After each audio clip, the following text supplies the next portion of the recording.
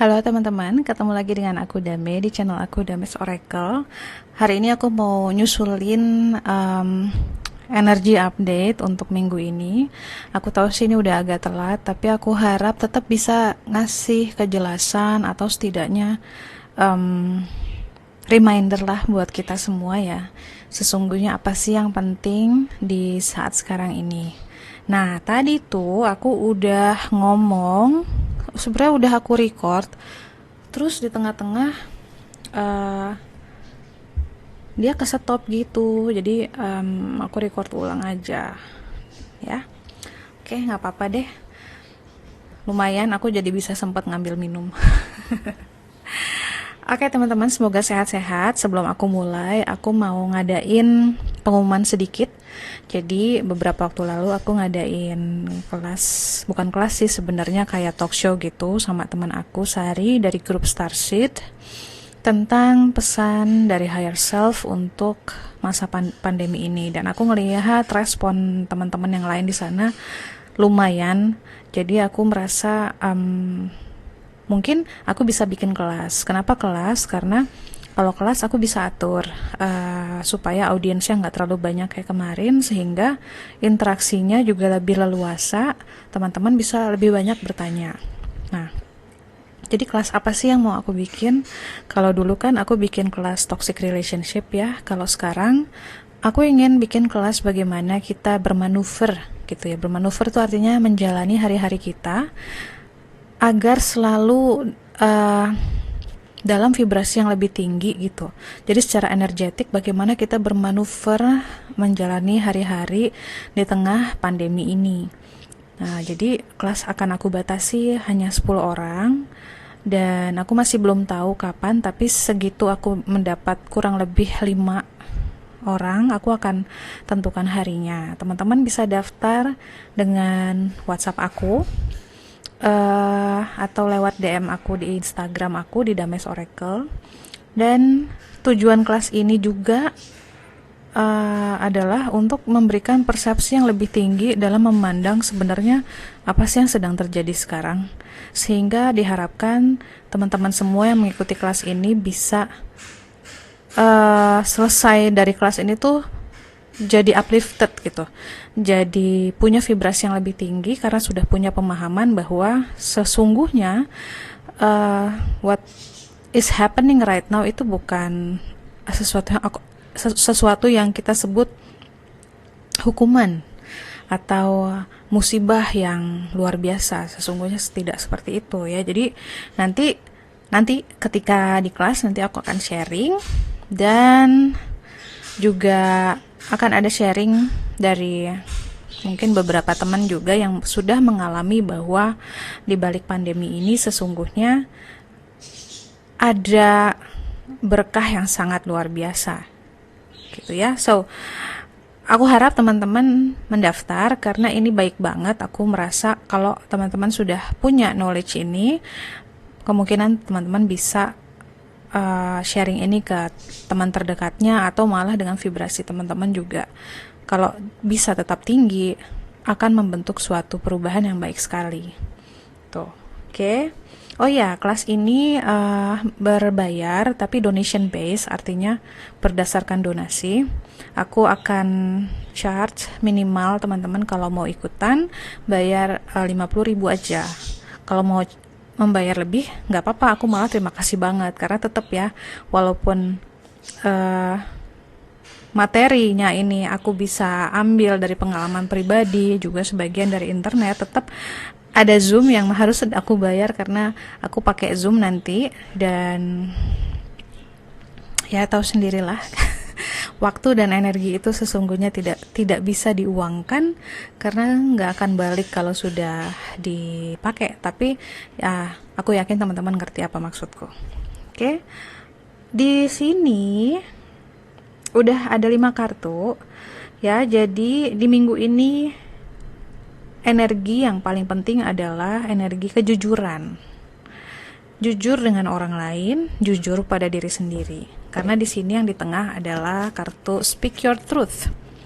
ya. Jadi kalau misalnya kita merasa gue udah jujur kok jadi orang, gue apa adanya, oke. Tapi apakah kita apa adanya dengan diri kita?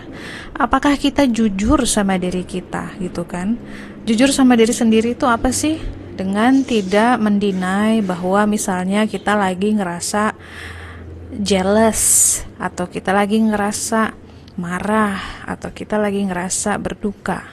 Ya, perasaan-perasaan yang tidak menyenangkan itu biasanya sulit diterima oleh manusia, terutama misalnya orang-orang yang punya status yang lumayan wow gitu ya, bukan ya nggak kayak general atau apa, tapi sekedar misalnya kita menurut pandangan orang adalah orang yang bijaksana, ya. Atau kita sesimpel misalnya kita anak sulung nih, kita nggak boleh terlihat lemah karena takutnya nanti adik-adik kita bingung gitu. Atau kita seorang orang tua, kita nggak mau anak kita melihat kita menangis, seringnya kayak gitu. Tapi apakah itu benar harus seperti itu? Apakah itu hal yang baik? Nah, itu kita tanya lagi ke dalam diri kita. Kenapa misalnya, emang kenapa kalau kita nangis di hadapan anak gitu? Oh, nanti kita dianggap lemah. Well, memangnya kita mengajarkan nilai seperti apa? Karena sesungguhnya emosi-emosi tersebut adalah hal yang wajar yang dimiliki manusia. Kalau kita sendiri tidak berani untuk menunjukkan yang kita anggap adalah kelemahan, bagaimana kita mau mengajarkan anak kita untuk hidup seperti orang jujur? Ya, karena menyembunyikan emosi itu adalah suatu bentuk ketidakjujuran juga. Jadi yang paling aku bisa jelasin sedikit banyak, misalnya kita capek, lalu kita nangis di depan anak kita, dan misalnya anak kita bertanya, "Ma," atau "Pa, kenapa kok nangis?" gitu. Kita bisa bicara dengan penjelasan yang misalnya kita bikin sederhana aja. Misalnya, iya, menangis itu wajar. Kadang manusia itu kalau sedih dia akan nangis. Atau kadang kalau manusia capek dan frustrasi, artinya udah cari jalan keluar nggak dapet-dapet, biasanya untuk merilis perasaan tertekan itu manusia akan menangis. And that's okay. Bahkan bayi pun dari kecil emosi yang bisa dia keluarkan ketika dia keberatan akan sesuatu atau marah adalah menangis. Jadi bisa bayangin gak bagaimana kita mengajarkan anak kita untuk tidak menangis? Itu adalah menurut aku bentuk suatu kekerasan KDRT ya, secara emosional. Karena menangis adalah bentuk emosi yang sangat primal menurut aku. Karena dari awal manusia sudah bentuk emosinya, kalau dia tidak tertawa, dia menangis. So buat teman-teman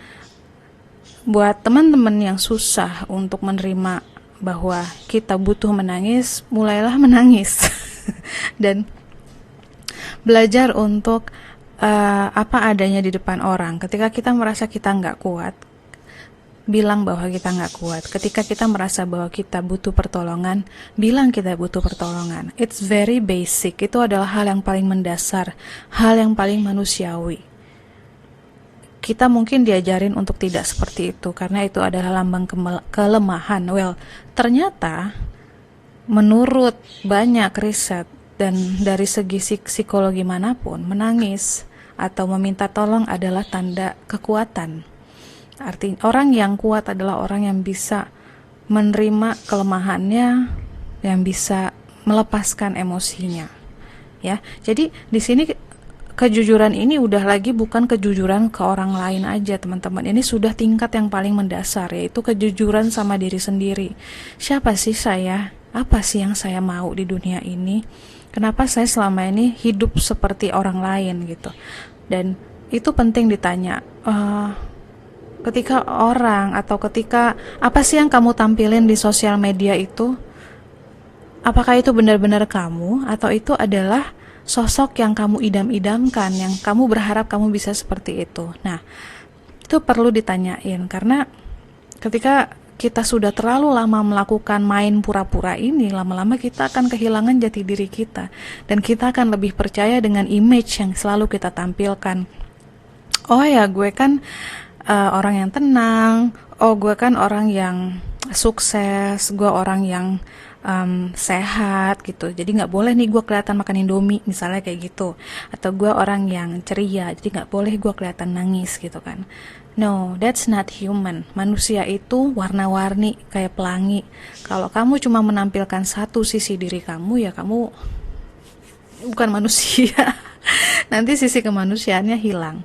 Ya, so lucu banget ya. Jadi di sebelah-sebelahnya ini ada kartu repetisi. Jadi sebenarnya ini adalah pembelajaran yang sebenarnya udah lama banget kamu nggak lulus-lulus gitu. Kita nggak lulus-lulus untuk belajar menjadi apa adanya ini, sehingga uh, keluarlah si kartu repetisi ini. Ini adalah pola yang nggak pernah terputus. Dan di sini ada si spirit guide-nya juga. Mungkin dia udah bosen kali ngelihat, gila nih orang ya. Udah lama banget, udah dari kuliah misalnya sampai sekarang masih aja sifat yang kayak begini dipelihara. Ya, karena apa sih? Kalau dilihat di sini, karena ada kesedihan yang mendalam. Ada darkness di dalam. Ya, siapa sih teman-teman yang gak punya darkness? Setiap manusia pasti punya darkness. Setiap manusia punya kekelaman di dalam jiwanya. Nah, gimana sih supaya gak kelam? Tabirnya dibuka. Kekelaman itu supaya dia gak gelap, dikeluarin. Emang gak enak dikeluarin kan, artinya semua orang tahu. Emang semua orang tahu. Tapi yang paling penting adalah ketika kekelaman ini dikeluarkan, dia akan mendapat cahaya ilahi. Dia sudah lagi tidak menjadi kelam, dia akan menjadi, kebalik. Dia akan menjadi wisdom, ya. Penderitaan-penderitaan yang kamu simpen, kalau kamu simpen terus, nggak kamu ceritain ke orang, nggak kamu transmutasikan atau transformasikan menjadi sesuatu yang meaningful, itu akan menjadi penyakit. Ini terlalu dalam sudah disimpannya, sangat dalam. Lihat gambarnya aja kayak gini kan, kayak sumur nih. Ini kayak sumur, kayak goa gitu loh, kayak di dalam goa. Warnanya juga sangat tidak menyenangkan ya, sangat. Ini warna duka sebenarnya. Jadi sudah banyak kemarahan yang menjadi rasa duka. Dan tapi semesta akan mendukung kamu kalau kamu berani mengeluarkan itu semua. Caranya gimana? Banyak caranya, banyak. Yang penting kamu harus jujur sama dirimu bahwa kamu selama ini berusaha menghindari healing proses itu. Kamu selama ini berusaha tutup mata. Sampai kapan gitu kan? Tuhan cuma mau tanya, mau sampai kapan? You gonna break down someday. Kamu akan breakdown. Dan di saat breakdown itu biasanya udah nggak bisa terselamatkan lagi. Secara psikis akan sangat berat untuk bisa diutuhkan lagi. Jadi jangan sampai damage, jangan sampai rusak. Ya, jadi ketika penderitaan ini mau kamu transmutasikan, bisa jadi macam-macam. Misalnya kamu mulailah ikut misalnya suatu komunitas untuk berbagi, belajar untuk bercerita tentang penderitaan itu. Jadi bukan artinya meminta simpati ya. Tapi ketika kita membuka diri, sharing ke orang bahwa begini loh, gue pernah mengalami misalnya toxic relationship, atau gue pernah dikhianati orang gitu. Nah, itu kamu mengubah energi kesedihan itu menjadi suatu penerimaan. Dan ketika orang lain ada yang belajar dari suffering kamu, maka itu akan menjadi wisdom. Itu salah satunya, yaitu dengan sharing. Atau kamu bisa mengubah itu menjadi suatu seni. Makanya banyak juga misalnya orang yang bikin puisi, bikin buku, atau suatu tarian. Itu berdasarkan suatu pengalaman yang pahit. Atau misalnya dengan paling basic ya, journaling. Kamu bisa nulis aja, tulis di suatu buku harian. Keluarin semua kekelaman itu. Dan itu memang mengerikan ya, kadang mengerikan kita karena kita akan melihat, wah ternyata di dalam batin gue tuh hitam sekali. But that's okay, kalau yang penting itu keluar, nggak disimpan. Kalau disimpan itu berbahaya.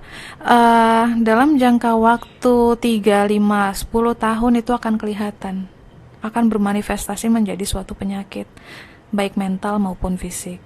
Aku nggak nakut-nakutin, ini dari pengalaman pribadi sendiri. Aku juga banyak menyimpan kekelaman yang menyerang akhirnya balik ke diri aku sendiri.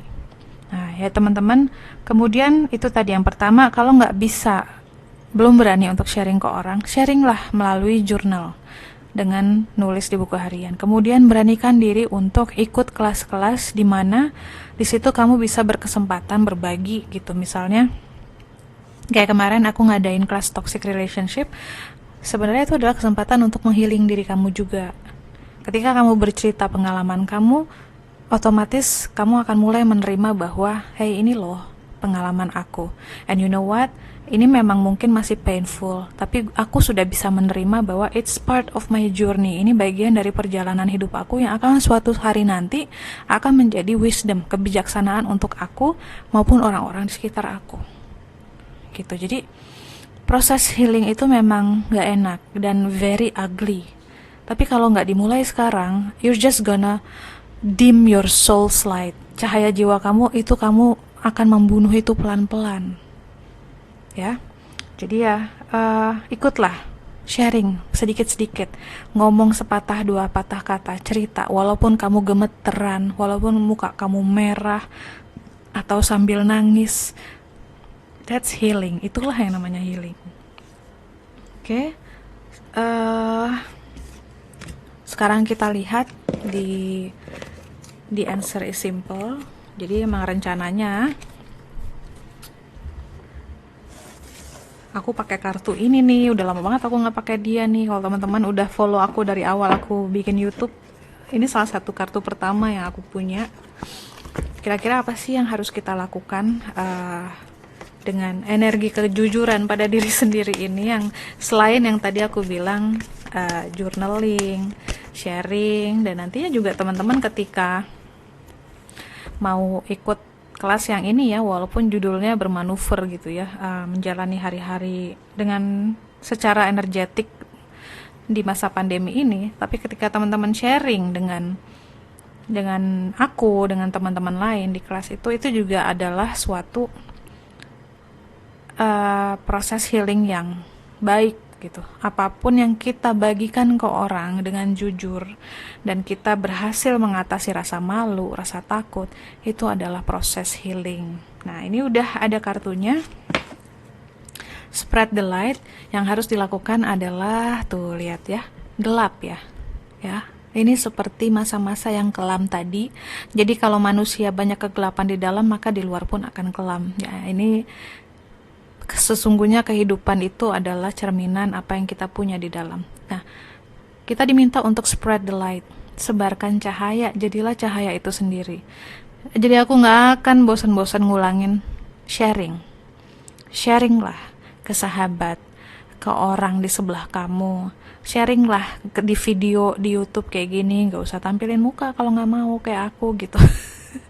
Bikinlah sesuatu, sharinglah bersama, carilah support group, ikutlah kelas ya. Dengan seperti itu kamu bersama dengan orang-orang lain juga menyalakan cahaya jiwa, sehingga keadaan yang seperti sekarang ini sesungguhnya akan sangat terbantu ketika kita juga mau menyalakan jiwa kita seterang ini masing-masing. Oke. Thank you for watching teman-teman. Jangan lupa mendaftar.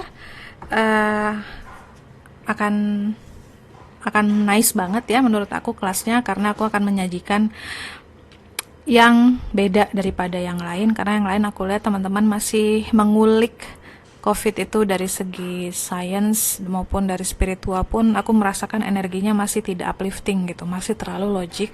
Sedangkan nanti yang akan aku sharing akan uplifting. Karena aku akan sharing juga keajaiban-keajaiban dan kebesaran Tuhan yang aku rasakan ketika pandemi ini. Dah teman-teman, semoga sehat semua.